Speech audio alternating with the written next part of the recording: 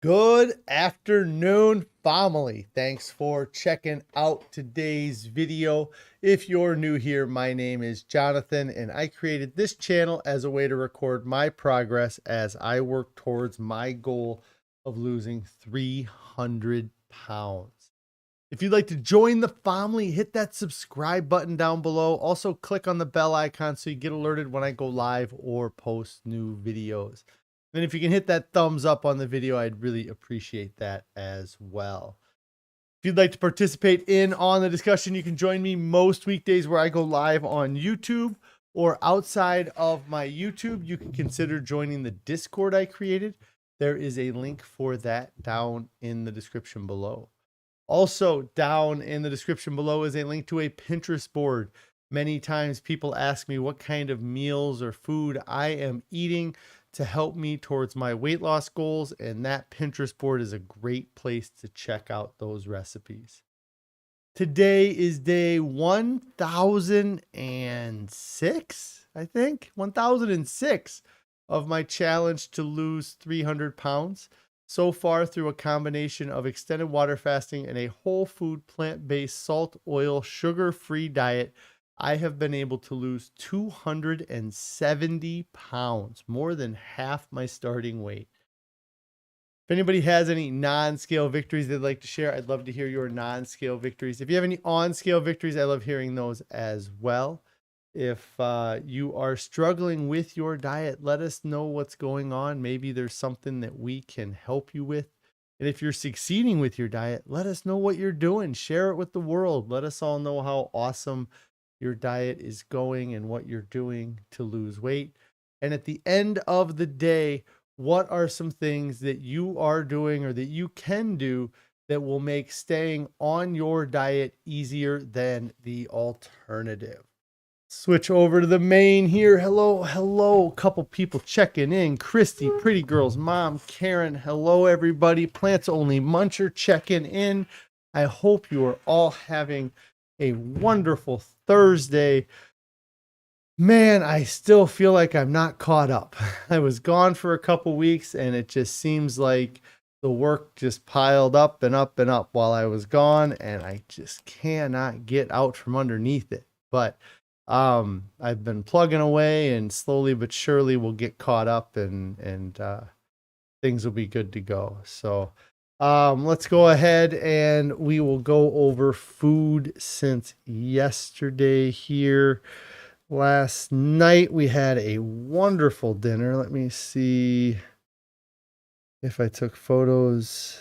I didn't take very many photos today. I didn't take any photos today.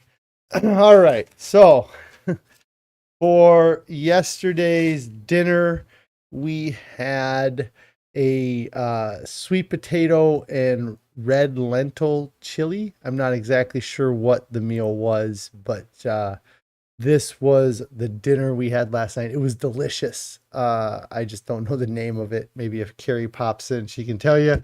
And then I didn't take any more photos. I had oatmeal this morning with some broccoli, and then just been busy all day. So I didn't have as many food photos as I thought. I thought I took food photos, but I did not. The dinner yesterday was awesome. Tasted amazing, and really highly recommend, even though I don't know the name of it. I really don't have a ton to talk about today. If anybody has any questions, I'd love to answer some questions. Like I said, feels like I've been running nonstop for 3 weeks right now, and I'm still going. I'm waking up, and right away I'm behind the ball. I need to be up earlier and heading to work, and I go to work, and then I do the stream here and take care of some stuff at night. Like yesterday, I did some mowing and dealing with the swimming pool, and end up tucking my kids in and falling asleep while I'm tucking them in or waiting for them to fall asleep. And it just seems like I've been just running hard for weeks. and there hasn't been any free extra time like it seems like there was before the last couple weeks. I don't know where the free time went, but it's gone right now. And maybe once the kids go back to school, it'll feel a little bit less hectic or less crazy. But with them being out of school, it just seems like there's always something to do. And I know Carrie feels that same way. And she's checking in here. Carrie, what was the name of the dinner last night? I know it was sweet potatoes and like a red lentil chili, but I couldn't remember the name of it. Let's see. Karen here says the only way to stick to this way of eating is not having the wrong foods in my environment. Yes, I talked about that a little bit yesterday, and the topic today was make staying on your diet easy. And the number one way to make staying on your diet easy is to remove the unwanted or unneeded foods from your environment. Remove the temptation. Don't even allow it to be an option. And when you do that, it makes things so much easier. When you have the foods in your environment, it's really easy to just pick at it. Where we run into it, the biggest issue is with our kids, and we have them eat a vegan diet, but it's not a whole food plant-based diet. So or at least it's not a salt, oil, sugar-free diet. So sometimes they'll have tortilla chips, or they'll have some of those different processed vegan foods around, and it's difficult to say no to those things. And I've been pretty good over the years at being able to say no, and I know it's definitely harder for Carrie because she's been preparing more of their food and gets it on her fingers and then has to wash it off versus licking it off kind of thing, and that makes it difficult. So if you can clean up your environment, if you can remove the food, if you can have your spouse put their food somewhere else or allow you to put your food somewhere else, it makes things so much easier. And what I enjoy about the way we do things is that we don't bring these foods into our house. And so no matter what happens when we travel or when we're outside of the house, or many of these foods, I guess, like I said, we have some of the kids' food, but I'm able to separate it pretty good. Anyways, we don't bring the impossible meats into the house. We don't bring the vegan pizzas and the vegan things into the house. So when we're traveling, we may get into a position where, like this past week, I had Chipotle, and that was something where I made that decision because it had been 2 days since I had eaten and I needed to eat something, and that was an easy thing to eat. But I don't have those ingredients in my house. So as soon as we got done with that trip or that event that we were doing, it was easy to go back, or it's easier to go back to our normal way of eating because that's the food that's in our environment. That's the food that we're surrounded by right away.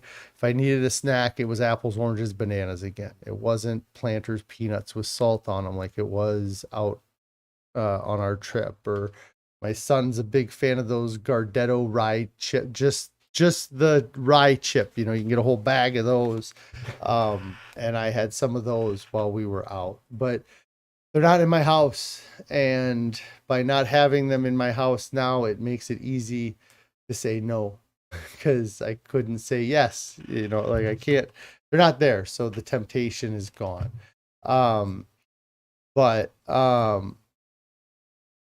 Yeah, it's the easiest and best way to stick to this diet is to not have the food in your environment. Carrie says the recipe last night was maybe pumpkin red lentil chili. It is on the Pinterest board. So if you guys want to check that out, it's on the Pinterest board somewhere. I really enjoyed that dinner last night. Make staying on your diet easy. I think eating an abundance of food. I think that is the other kind of factor in this diet for me, focusing on calorie density and volume eating. When I am, Carrie says good because we have leftovers of it for dinner tonight. It sounds delicious. Plants Only Muncher says you're addicted to fresh cherries. There's much worse things to be addicted to. I definitely did grab some cherries this past week and enjoyed them as well. We had a neighbor or a guy in our town that let us pick cherries, and those were really good. Those cherries that we picked. But yes, addicted to fresh cherries. And those are things I wouldn't, eat in abundance. Eat until you make yourself sick. It's better than eating pizza until you make yourself sick. But what was I talking about? Just having the right food in the environment, and then makes it easier by eating an abundance of food, not starving yourself, not Pretty Girl's mom says those cherries sound good. Yes, they do. Not starving yourself.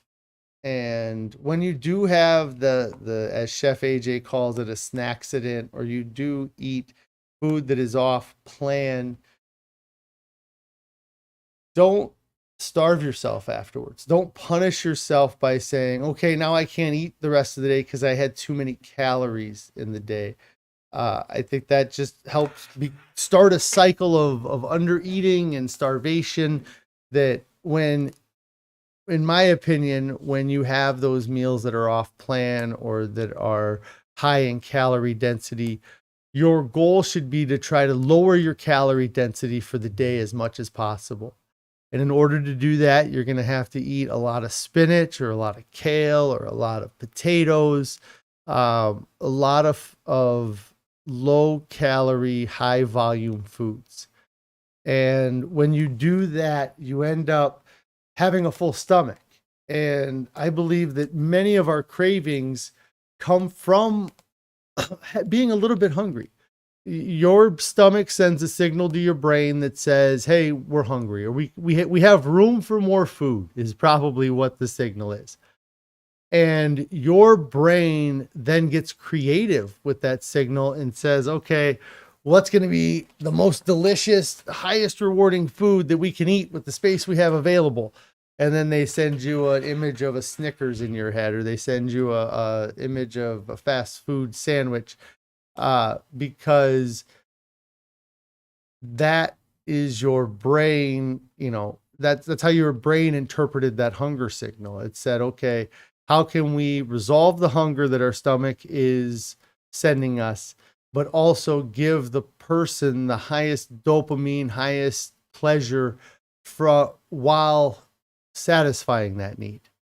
And we live in this world that we have a wonderful, we live in a world that we have this access to this super high calorie food, and it's very low dense, it's high calorie, low volume. And so that's what our brains go to. But, if we were running around 10,000 years ago, maybe that highest calorie dense, lowest volume food was apples. Maybe it was rice or potatoes. Maybe it was the avocados that were in the field that were only ripe a couple times a year, but or for a couple weeks a year. Your brain has the ability to imagine anything, and in this world we have access to anything we can imagine about, in regards to food.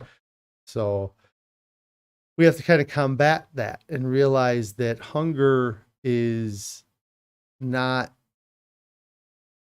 to be satisfied with fast junk food. That hunger is to be satisfied with high volume, low calorie dense foods. Carrie here saying that she did an early morning workout this morning. Yes, she was up with the roosters out of the house. And she said they had cherries at the gas station where you stop to get the bread on the way home. $3.99. They were so yummy. Carrie, yeah, had picked up some cherries. And cherries, I got into cherry juice real big when I was training for the triathlon I did in 2021. I was almost 100 pounds heavier than I am now when I ran that triathlon in 2021. But I had been reading Rich Roll's book, and I read Born to Run or a few other things, and they had mentioned using cherry juice to help help with recovery from working out. And so I got real into drinking cherry juice. And then once I stopped working out, I had to cut the cherry juice out because I was drinking like a bottle of it a day when I should have been drinking maybe 8 or 16 ounces a day. So I had to cut that out. But if I was active again and doing workouts, I would most likely add the cherry juice back to my diet. Matthew's checking in saying, hi, everyone. Hi, Matthew. I hope you're having a great day today. Just talking about ways that we can make staying on our diet easier. Talked a little bit about having a clean environment, not having the junk food around you, about the thing I was just talking about that I keep forgetting about, eating an abundance of food. It's easy, like make staying on your diet easier by eating a lot of low calorie dense foods. So you don't end up getting that hungry, that's so hungry you have to eat. And I think that makes a difference. When you do have food that's off plan, don't punish yourself by stopping consuming food for the next 24 hours or the next, skipping the next meal. Instead, eat the next meal. Just make the next meal as low calorie density as possible, high volume, low calorie. I think another thing that you can do to make staying on your diet easier is have food in your future. Either do some batch cooking so that you have food that's in your freezer so that when you are out of the house and you're faced with that decision, well, I can either eat now or wait until I go home. If you don't have anything ready to eat for when you come home, you're going to convince yourself to eat now because you're going to say, well, if I eat now, I get to eat now and I'll be able to survive the next couple hours. Or I can wait until I get home. Oh, but when I get home, I'm going to have to get all the vegetables out. I'm going to have to chop everything up. I'm going to have to cook everything or prep it and then cook it. And then you start to find excuses as to why you should just have the fast food option or have the poor food option instead of waiting.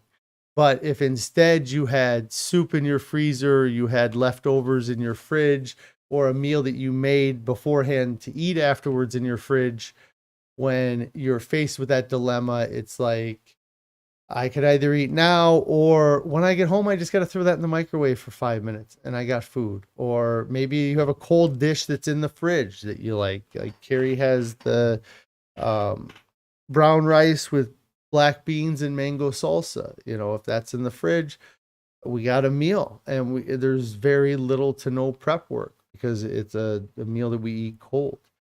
So have food in your future. Maybe it's simple as having food in your car so that when you're at the family reunion or family event and you're tempted by the food, you can say, well, I don't need to eat now because I have that box of Lara bars in the car for when I leave, or I have those potatoes out there for when I leave. And so having food in your future, I think, is important. I think that as a species and as a creature, we fear starvation probably as much as anything. And that fear of starvation kind of drives our obesity. I mentioned a little bit yesterday with the pleasure trap where they talk about the motivational triad, the seek pleasure, avoid pain, conserve energy. I think that as part of that seek pleasure, you could pull out the consume energy. We consume energy for pleasure, but we consume energy for survival. So when we see energy in front of us, we're going to try to eat it up. And I think that's just part of our nature. I think that's part of what makes us such an incredible survival species. Cindy here says, hi, everyone. Sorry I'm late. You were in the garden sitting in the sun. Why would you leave? I wish I was in a garden sitting in the sun right now. Sounds like lyrics to a song. In the garden sitting in the sun.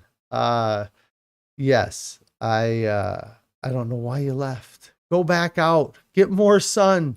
No, I'm happy you're here, Cindy. I hope you're having a great day. Let's see. Does anybody else have any other suggestions on how to make staying on your diet easy? And that's something that I hope I can get across, is that by eating a whole food plant-based diet, by removing the processed foods and the processed things like salt, oil, and sugar, this diet has been pretty easy. It's kind of weird to say, or to actually consider that it's been easy. I thought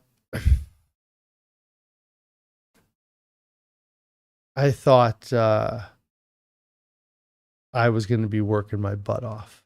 I mean, 1,007 days ago, I was like, okay, I'm going to water fast and I'm going to take it easy while I water fast. But once I get done with water fasting, I'm going to have to start doing, rolling fasts or eating a low carb diet, which ends up being a low volume diet. And thought I was going to have to be at the gym 5 times a week doing half-hour cardio workouts with weightlifting or weight training mixed in. And this has been none of that.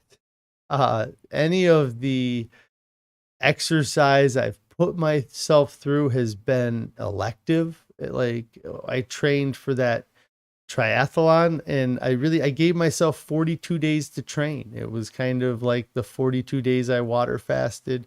I found out about this triathlon 42 days before it happened, and I figured, it's meant to be, I just happened to find it at that time. And so I trained for the 7 weeks or so, and then I stopped training. I've been to the gym. Maybe I've walked into a gym in the 1,006 days that I've been doing this. I've walked into a gym less than 6 times to work out. And most of those times that I walked into the gym was as part of my rehab program for my distal bicep tendon that I had torn. Any other workouts I've done have been outside in the sun on a bike or in a swimming pool. And I'm so happy that I haven't had to spend hours and hours in the gym, and have been able to manage to lose this weight through my diet so far. Cindy here says that I'll choose you over more sun. Well, Cindy, that is sweet. But don't make it a habit, because that sun does kind of bring us all life. So Cindy here says, I just keep in mind the health I'll have from eating a whole food plant-based lifestyle. Less inflammation and decreased chance of illness keep me going. Absolutely. It's the decades I added, not just days, not just weeks, not just years. I added decades to my life, barring I don't get struck by lightning or have a plane engine land on me or some crazy random thing. But as far as my health goes, I added decades to my life. there's a very high probability that I would have had a heart attack in the last 3 years if I was still 500 pounds. And so it's amazing how much life this diet has given me and just improved my life. And then, like you said, the less inflammation, the decreased chance of all cause mortality, essentially, or chance of illness. Those are all huge positives.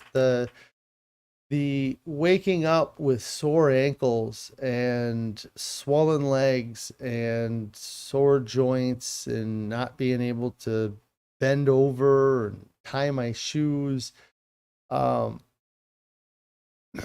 just, stuff I lived with that I shouldn't have lived with. I should have done something sooner, and I'm happy now that I did do something best I could. Plants Only Muncher says that they went on a 2-hour walk yesterday, and today you will exercise at home and do strength and training and aerobics. And that's great, and that's going on 2-hour walk is awesome. And it's something that I had to do a lot of walking in the last couple weeks. We've done some hikes with the kids over the few years we've been doing this. And it's amazing that we can walk for a couple hours. And at 520 pounds, the idea of going on a 2-hour walk, that would have freaked me out. Now I'm watching people do these 70-mile bike rides. I've been reading books about people doing 50-mile runs and longer like things. And it's got me interested in looking into some of that. I don't know what kind of endurance events there are out there. There was one, I saw a documentary yesterday that I started watching, and it was kind of this cool event. It's like a hiking thing in Tennessee where they have to hike like 130 miles through the mountains to try to find these checkpoints. And it's a multiple day kind of trek. And I think it'd be pretty cool to do something like that. Like I watch these riders, they ride their bike across Iowa. I think that's pretty cool. They do it. In the past, like 10 years ago, I went on a 4-wheeling trip where we packed all our gear on our 4-wheelers. We left on a Tuesday, and then we didn't really come back to town until Friday. That was pretty awesome. Yeah, I think it'd be fun to try to find an event like that, and maybe something that's a mental, physical push kind of thing that isn't necessarily climbing Mount Everest, where you're going to risk dying by doing it. Let's see. Carrie says, driving the kids around again, but she'll be listening. Then Cindy asks, are you dropping them off in another? No, she's just been, yes, she was yesterday's chauffeur, and she's also today's chauffeur. So she has not been driving them around since yesterday. I don't think that anybody could survive a vehicle with our kids for 24 hours these days. But I'm sure she's just got to run kids to different practices for plays and performances and things like that. Wood Scraps 1798 says, dude, your face has absolutely went complete Chad mode in the last little while. Talk about progress. It's great. Well, thanks, man. I'm not exactly sure what Chad mode is, but I hope it's a good thing. Yeah, my face really in the last year, but since I shaved, it makes now I need to shave again. But yeah, these last 40 pounds have been awesome, or I guess 50 pounds now that I lost another 10 pounds. I'm a lighter weight than I've been since I was 16 years old. And when I was this weight at 16 years old, I was not as strong as I am now. And so Even at that point, I'm probably right now at the lowest body fat percentage that I've been at since nearly puberty, uh, which is wild, and it feels awesome. And I feel as good now as I did when I was in high school. I did a thing this morning. I was tired and I laid down on the ground for a minute just to stretch out. And I went to get up and I was like, I should see if I can do a push-up, because it's been probably 2 or 3 months since I tried doing push-ups, and I can do push-ups, or I have been able to do push-ups, but it was like a couple push-ups at a time. Oh no, it says I lost my connection. And somebody tell me if I still have a connection. Oh no.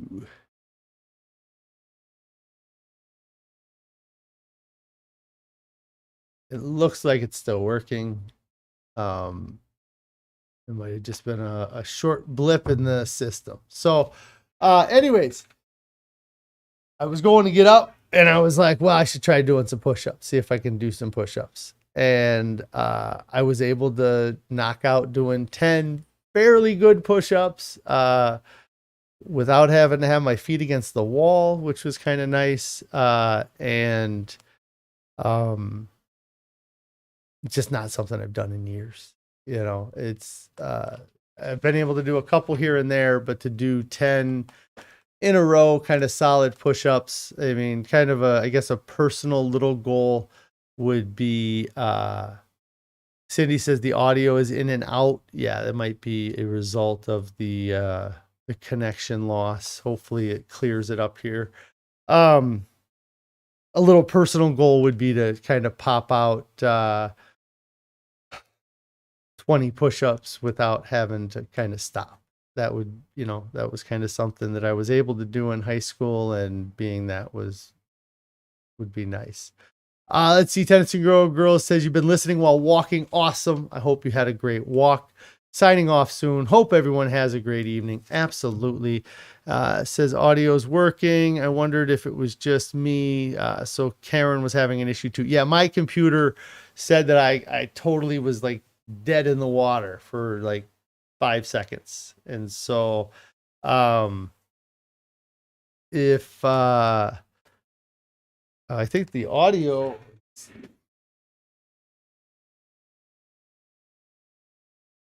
I can kind of listen. Yeah. I can monitor it through here. Okay. I mean, yeah, it's coming through. Cindy says she logged off and back on, and it seems to be working fine now. Okay. Let's see. Yeah. It's been pretty cool losing this bit of weight, and the next 28 pounds or 30 pounds is going to be even more wild. And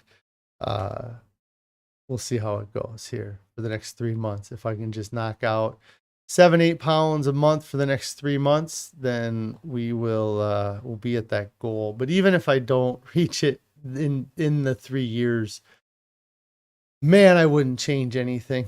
I wouldn't. I really wouldn't. I can look back at the 3 years and I can kind of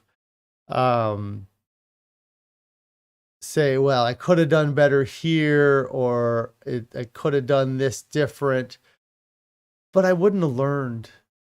Like the first 11 months was awesome on this diet. It was great. It was so wonderful to every day hop on the scale and see the weight go down and just have it go down and down and down. But it's not reality. It was for that moment, but it wasn't going to be reality forever. It wasn't going to be something that I was going to be able to go down and down and down and down and down and down and down forever.